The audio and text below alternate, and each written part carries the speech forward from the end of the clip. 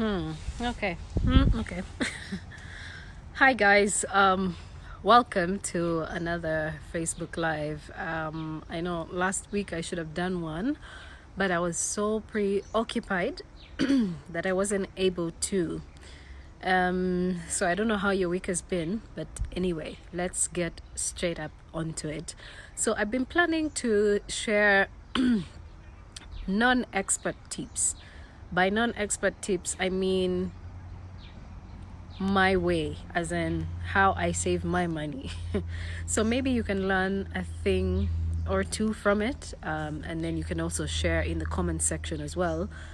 Maybe if your method is different from mine, and things like that. So first of all, I know many of us are saying we don't save money because we don't make enough to save. I think that was pretty much my life in my 20s. It was saving or earning to spend, earning to spend, earning to spend. But now when I look back, and now that I'm 33, I look back and I'm like, dude, I should have saved this amount of money because I did not have as many responsibilities as I have today. So this advice today is for people who have just started earning their first salaries, and so they think they can just spend it whichever way they please. I just want you to listen to this, okay? So of course, when you talk about saving money each month, of course, most of us earn salaries, and so that's where we get most of our money. And off of this salary, you find that you're spending maybe 60% of it or 70% of it, depending on what your needs are or what your responsibilities are. So many of us end up spending nearly all of our salaries, and then by the time you get into maybe 5 days into the next month, you don't have any money at all. So you're the people that I would like to speak to. So I don't know if you've ever heard of the 50-30-20 rule in money saving, where when you save or when you earn your salary, the first thing you do, I know a lot of people actually say the first thing you do is to take off your savings, but it should be the first thing you do. 50% of the money that you earn, I guess, goes into spending or expenses, and then 30% goes into taking care of the things that you think are needed, and then 20% is what you save. So if you pay rent and then you buy food, you pay for internet, you pay for I don't know which are the other fixed needs that you have. Well, fixed needs are like things that you must pay a certain amount for every month. So once you pay all of those off, how much are you left with? So off of that you're left with, take off 20%. If 20% is too high, take off 10% of that amount of money and then put it in a different account. So if you are young, say in your early 20s, and you're earning a salary, I suggest that you start saving now. Some of you say you only have one account or one bank account, which is like a current account. That's the account where all your money goes. So I want you now to think about having like a second account where you actually open it as a fixed account. A fixed account is one that maybe you have access to periodically. You don't have access to it as and when you please.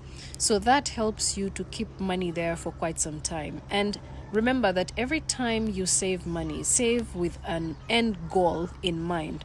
So you could say this year, 2019, okay, let's say 2020. Let's use the year 2020. You could say from January of 2020, I'm going to save $50 or I'm going to save $100.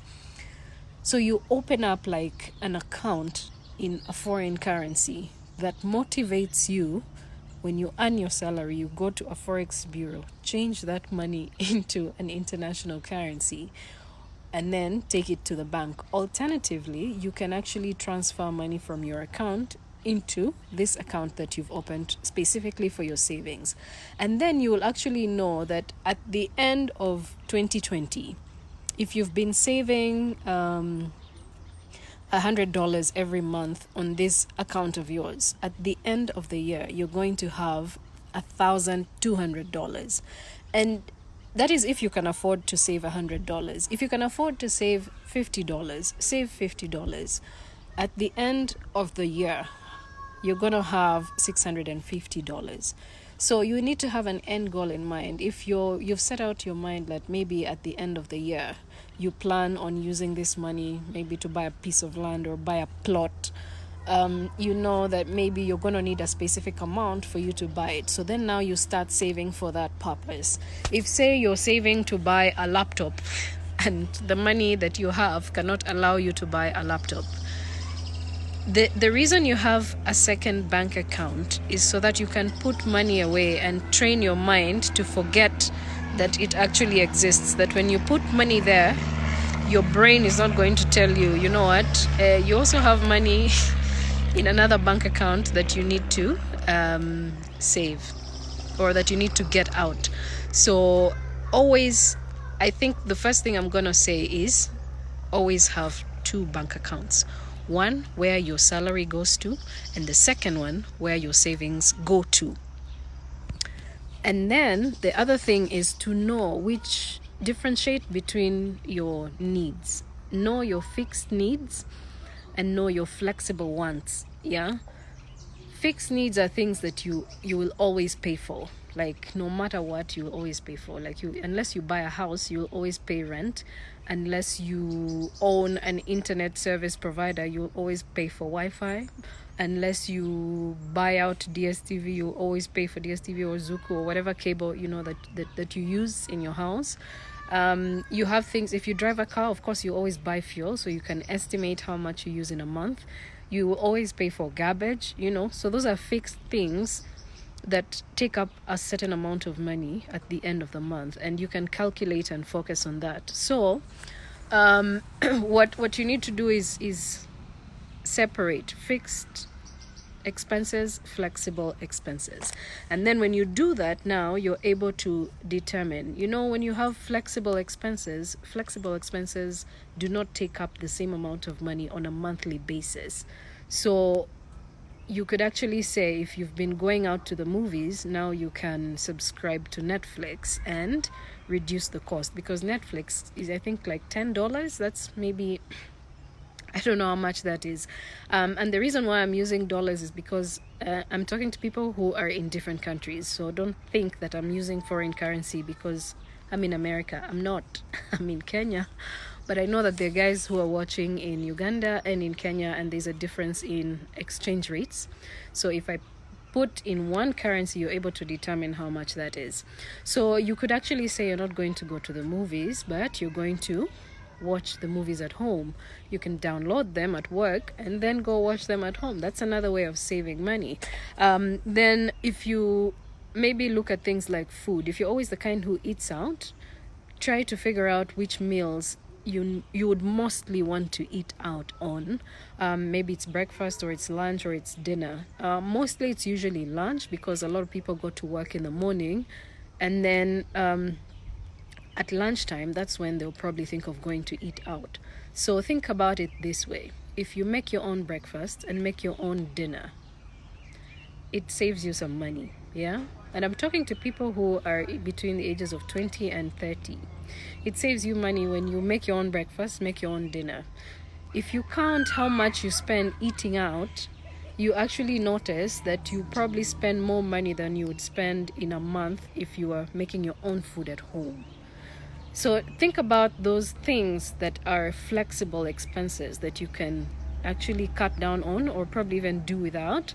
Go to the grocery store, buy cabbage, buy things. Instead of going to a restaurant, you could actually make a schedule and say, I'll eat out, or I'll do dinners with friends maybe once a month, but not every day. Yeah, that would actually help you out to cut on some expenses. So savings basically should be the ideal goal of saving should be that you want to accumulate an amount of money to do something with. It could be a hustle, like a side hustle that you want to start, and you know that you're going to require a certain amount of money for you to start it. Even when you actually want to go get a loan from the bank, they will usually ask what your bank account balance is. So you will still have to give them some amount of money that's on your account. And if you have zero balance, sometimes it's very hard for the bank to give you a loan. So think about things like that. Always have two accounts. That's the most thing I'm going to emphasize on. And then set and stick to a budget. And in this, I probably might have indirectly talked about flexible and fixed expenses. So you can also create a budget. So when you get a paycheck, you subtract your fixed expenses, and then you determine what your next income is. Of course, after you've deducted your fixed expenses, that's when now you start to think about what else you can, or what else you need to pay for. Maybe if you have a loan, you can deduct that amount of money and send it over there.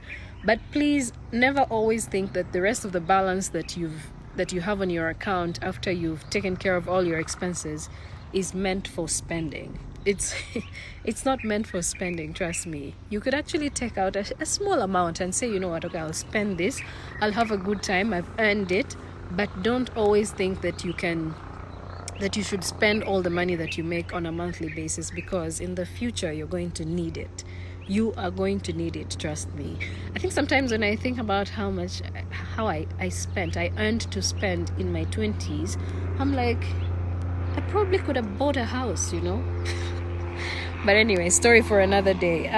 Also, avoid impulse purchases. Avoiding impulse purchases is, I know today we have so many online stores, and then when you go through them, you're like, damn that shoe, damn that dress, damn that watch, or I don't know, whatever it is that, you look at and that really takes up your attention. So many times we even go into like a supermarket and we look at things and we're like, I'm going to get that, I'm going to get this, I'm going to get that, even when you haven't planned. Like by the time you look into your list of things that you want to buy, you've already gone halfway into your shopping. Then that's how you end up not being able to save any amount of money at all.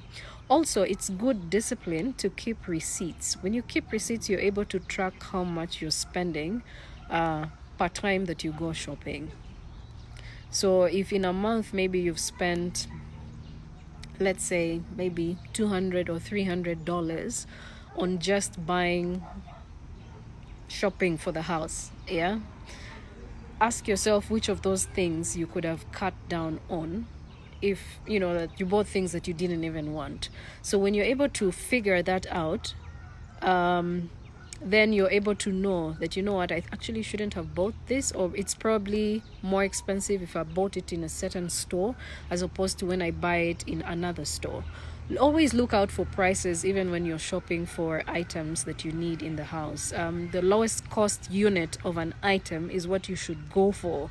Don't always think that because an item is expensive, the quality is better. Sometimes that's not the case, actually. It could be that another brand is trying to attract buyers to its item, so they've reduced the cost. And that doesn't mean that the quality is poor. So always have things like that in mind. Think about reducing your monthly bills, because things like maybe energy, you can reduce on energy consumption. It reduces the electricity bill. You can unplug appliances when you're not using them, switch off the lights when you're not using them, so that you can reduce that electricity bill by, even if it's 2%, or even 10%. It's an amount of money that you could probably put into an account somewhere. So always think about that. You can also reduce on service levels. So look into cheaper providers for Wi-Fi. Maybe I'll give an example of some cable providers here in Kenya. They give you Wi-Fi, they give you cable TV, and then they give you telephone services. So you could probably say maybe you don't need the telephone services, so you're going to go with Wi-Fi and cable TV, because the Wi-Fi is very fast, so you can either choose to watch TV on the laptop, or either way you can choose that you're going to have cable TV and a telephone service, or you're going to have Wi-Fi and cable service, so then you're able to cut down on your expenses. Instead of saying you're going to get a different service provider that gives you Wi-Fi, and then another one that gives you cable, and then another one that gives you telephone services in the house, and then another one, I don't know, that gives you what. So all of that now, it gives you different expenses for different services, yet they're actually service providers who give you 3 in 1. So think about things like that. Also have a good mileage car. When you're buying a car, when you're saving up to buy a car, think about its consumption. I know many of us love guzzlers, but my perspective is that diesel cars are better consumers of fuel compared to, say, petrol, but that's my opinion. There are people who think petrol cars are better, but always look into the mileage of your car as well, and maybe if you think 2500 cc's is what you can afford in terms of fuel consumption, then go for that. If you think 3500 is what you can actually afford, go for that. If you think 1000 cc's is what you can afford, go for that. But don't always buy something because someone else has it. Someone might have it, but they probably sometimes struggle to take care of it, or sometimes struggle to maintain a certain lifestyle. So always think about that as well. Curb your spending as well. When you curb your spending, you save more. When you curb your spending, you save more. So you can be smarter about food. And I already mentioned this. You can eat out less.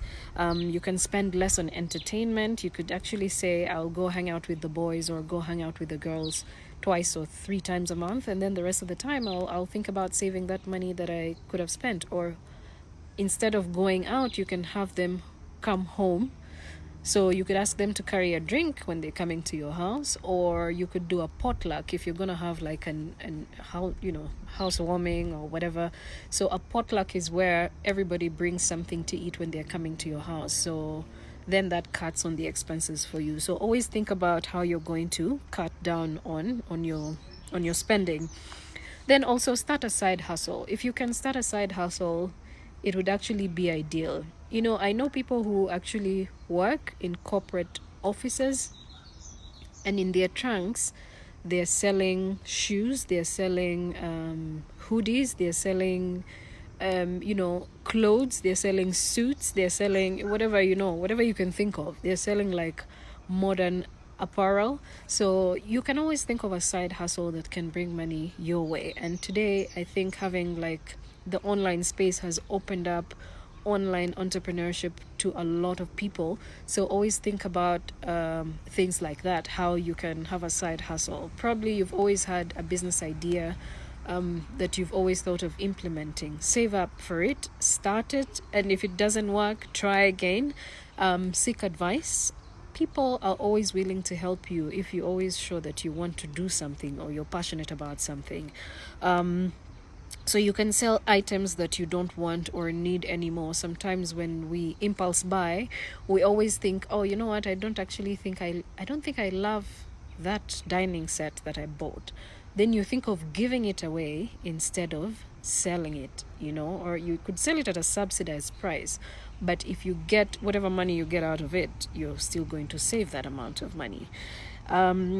Put your extra income, there are all the income that comes from side hustles and things. You can actually save all of that. And the beauty about being between your 20s and early 20s and maybe mid 20s is that your responsibilities are not as many as when you've started a family.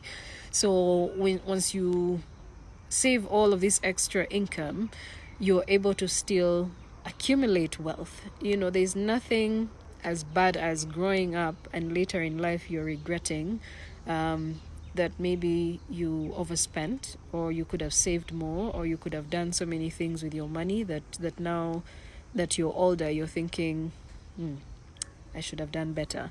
So always look at those extra incomes that you can still put into your savings. You can also take on more hours at work. If you work in the environment where they pay you for working overtime, please take up those extra hours. If you don't have things to do and if you don't mind doing extra work or spending extra hours at work. Do that. I mean, when you're in your 20s, where are you going? You can't go to club Monday, Tuesday, Wednesday, Thursday, Friday, Saturday. There have to be some days where you can actually do something with your life. Yeah. So always think about, if I am emphasizing if your office or if your work pays you overtime, you can always earn a few more coins, or you could help people write, I don't know, dissertations or essays or proposals, and you can earn some money out of that. It actually would help you a great deal as well. So always think about things like that. So you can also, I know, people might be saying, so I'm a student, I don't earn money. How can I save? How can I, how can I even have two bank accounts that I cannot afford to have? So most of the students have one bank account because that's where the tuition goes. Maybe that's where the parents send pocket money when they need to access them. And these days, of course, there's mobile money and things like that. So most of the parents or guardians send this money through their mobile phones. But you can still save. Compile a list of things that you need, maybe food, transport to university, and maybe once in a while you could probably use some money to get over-the-counter medication if you're a student. So you can always have some place where you put that money that you don't use, because when money is on your phone, the only thing you think about is spending it. When money is on your current account, the only thing you think about is, when there's still money on my account, I need to spend, I need to do something, I need to spend it, But if you have a savings account that gives you limitations on how many times you can draw from it, then it actually regulates your spending habits. Like I have a savings account where I can only access it maybe once in 2 months or once in 3 months, and then so it helps me as well. I know that once I put money there, it's going to take me either 60 or 90 days or whatever to access it. Then I have another account where my regular income comes through. Then I have another account. That one is called the home account, extended family. If say someone back home is saying, I don't have this, or I need money for this, I need money for that, so I draw from that one, and I'm like, okay, I think someone in the village needs school fees, so send from that account. So it helps me as well to know I'm able to track where my money is going. Then of course now I have the mobile money. That one is the one I actually say is spending money for me, because I hardly carry money, like cash in my hands. It's always somewhere hovering in space. So, but then the one that comes through the phone is the one I probably use for spending. So always think about that. If you're a teenager, if there's a teenager here that is watching this Facebook Live, I think that when people are young, when you're young, actually, you always have this advantage of being a child. So I remember when we were young, and when visitors would come home, they'd be like, oh, so where's Joy? Here, take this 10,000 and buy some, I don't know what they even used to say, buy some biscuits or something. Then another one would come and say, oh, here is some 50,000, buy I don't know what, for your pocket money when you're going back to school. If you're a teenager and you fall in that category, I think you need to save that money, And also if maybe when you're going to school, you're given more than what you think you're going to spend in a term, or you're the kind who doesn't get enough money when you're going to school. I also went through that phase where they would give you pocket money once for the entire term, and that would be it.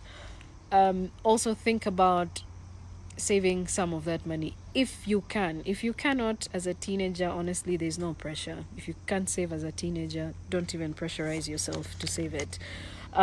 So now I want to finally talk about saving in your 30s. Most of the time when we get to our 30s, we're like, shoot, I need to buy a house, I need to buy a car, I need to invest in a business, I need to start a business, I need to do something. You always have all these things bubbling through your mind. But the thing is about generally even, and it's not for people in their 30s, have a goal. When you're saving, when you get money in your hands, always have a goal. What you're going to spend it on. Is it a short-term project? Is it a long-term project? And the only way you can actually grow wealth is by saving and investing. So don't just accumulate income and leave it on your account and look at it and say, wow, I actually have 10 million on my account, or I have 100 million on my account, and then you forget about it, and then that is your way of looking and sounding rich. But always know that when you're accumulating income or money and putting it aside, there's something that you want to use it for. It could be going back to school, it could be building a house, it could be buying a house or paying a mortgage, it could be buying a car. But whatever it is, when you're saving money, you're always saving to do something, So always have a goal in mind, because when you have a goal in mind, you're able to have a budget, and then you're able to know how you're going to go about it. And when you have a budget, then you're able to fix it. You know what is a fixed expense, what is a flexible expense. Then you set big goals. I think sometimes we're always like, oh, I want to save money and buy a car. But think about, do you really need the car? Is it like the most important thing in your life at the moment that you're thinking about buying a car? And if you have children in mind, if you're married or if you have children as well, you have to have them in mind when you're making these big financial decisions. So you could probably write down what you want to do with the money. And if you have children, you also have to keep them in mind. If you're starting a business, you have to know that when you're starting a business and you're putting all the money in it, you're not going to sacrifice the child's school fees for the business.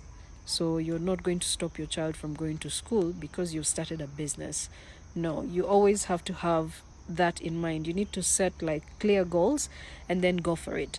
And if you can, you can have something called an emergency fund. An emergency fund is something, is like an amount of money that you basically prepare for, and you only tap into it when it's crisis time. If you're in a crisis and you feel like, okay, you know what, I have this money that I put somewhere, and honestly now is the time to get it out, then you can get it out. But if there's no need, an emergency fund is something that maybe you save for your children. It can be like an education fund or an education trust that you set out for your children, and you're like, you know what, this one is not to be tapped because it's for their future and I'm not going to get into it whatsoever. So always think about having an emergency fund. And a lot of us think that maybe we don't earn enough to allow us to save. Yes, of course, we've all been in those situations where we don't earn enough to allow us to save, because you're either taking care of your siblings, or you're taking care of your family, you're taking care of your relatives or whatever. There's always someone to be taken care of, and you're always saying, how can I make more money? I think sometimes it's not bad, and it's never too late to think about changing a career. If you think that where you're working is not really the place that's going to earn you more money, start saving while you're still doing that job, or maybe take a student loan if your workplace allows you to take a loan. Take a study loan and then start going to school as you think about the other career that you want to go out and do. When you do it that way concurrently, then you're able to still earn an amount of money and pay back your loan, but still go to school. So always think about things like that, so that at the end of the day, you're not really waking up and saying, I want to change my career, so I'm just going to resign and start doing something else. You can always think about it that way, so that you're not caught up in a fix in the future. Because clearly changing careers is a good thing, because if your end goal is basically to earn more from it and get satisfaction from it, there are also certain plans that you have to put in place, so that when you finally get there, you get there with a goal still. So I hope this has made sense to you. I plan on having like a financial expert now, to, I guess, split all these things and make them more meaningful. But I hope that my non-expert tips have made sense to you, and that you're going to be able to save more, build a saving culture, learn to save when you're young, so that you're able to invest, start a business, think about the future.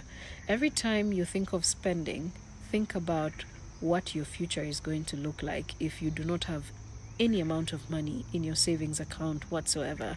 So always think about that as well. Thank you guys for watching. I think I've talked for too long. But let me know what you think. Let me just go through the comment section. Okello Wilberforce, you're saying true, it's good to save and invest. That's how we grow. Tony Francis, you're saying useful advice. Thank you. And again, you say you should only eat out when you're busy. Good point. David Odhiambo, you're saying saving culture is dying among the young and the old because of the poor state of the economy. Majority live hand to hand or hand to mouth, and the few who save take too long to achieve their dreams, either short or long term. Getting rid of flexible expenses works for short term goals. Hoping an emergency does not show up. David Baluko, you're saying, I wish you were on one of the Ugandan TVs. Well, think about that. Let me see. Busa, let me see, who is this? Mbusa, you're saying nice ideas. Well, thank you. Kabo Daphne, you're saying I really needed this. I'm glad it helped you as well. Mark, you're saying side hustle is the real deal. I agree. El Shabazz, you're saying my question is saving for what? People don't have a savings problem. They have an income problem. So we should be teaching them how to make an income. Yeah, I actually agree with that. But you see, there are also people who earn money and they do not know how to save it.